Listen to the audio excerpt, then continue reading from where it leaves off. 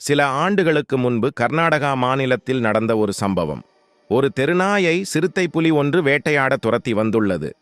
அந்த நாய் மக்கள் வசிக்கும் தெருவில் புகுந்து ஒரு வீட்டின் கழிவறைக்குள் சென்றுவிட்டது. பின்னாலே துரத்தி வந்த சிறுத்தை புலியும் கழிவறைக்குள் புகுந்துவிட, அப்போது வீட்டு உரிமையாளர் சிறுத்தை புலியின் வாலை பார்த்து விட்டார். கழிவறை கதவை வெளியே இருந்து பூட்டிவிட்டு வனத்துறைக்கு தகவல் அளித்துள்ளார். வனத்துறையினர் வந்து கழிவறை கூரையை தகர்த்து சிறுத்தை புலிக்கு மயக்க மருந்து செலுத்தி அதை மீட்க ஏறத்தாழ 7 மணி நேரம் ஆகியது. அதாவது நாயும் சிறுத்தை புலியும் மிகச்சிறிய இடத்தில் 6 மணி நேரத்திற்கு மேல் ஒன்றாக இருந்துள்ளன. வேட்டையாட வந்த சிறுத்தை புலி நாயை எதுவும் செய்யவில்லை. காரணம், அது தனது சுதந்திரத்தை இழந்துவிட்டது.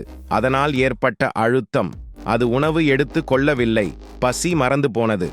வனவிலங்குகளுக்கு அது உயிரோடு இருக்கும்போது இழக்கும் கடைசி விஷயம் அதன் சுதந்திரம். இப்போது நாம் மனிதர்கள், நாம் எடுத்தவுடனே நம் தேவையை பூர்த்தி செய்ய இழக்க நினைக்கும் முதல் விஷயம் நம் சுதந்திரம்.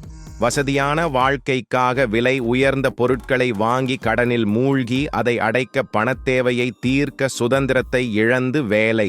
வசதியான சொகுசான வாழ்க்கைக்கான விலை சுதந்திரம்.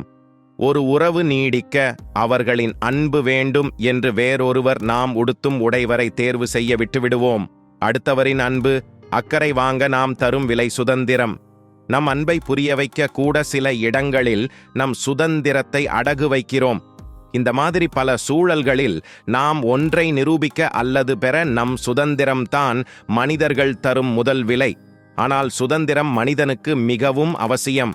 தெளிவான சிந்தனை மற்றும் மகிழ்ச்சியான வாழ்க்கைக்கு அதுதான் தேவை. நிம்மதி கிடைக்கும். தங்கச்சிறையானாலும் சிறைதான். 3 வேளையும் அறுசுவை உணவு என்றாலும் சிறை உணவுதான். அதனால் எந்த காரணத்திற்காகவும் சுதந்திரத்தை இழக்காதீர்கள்.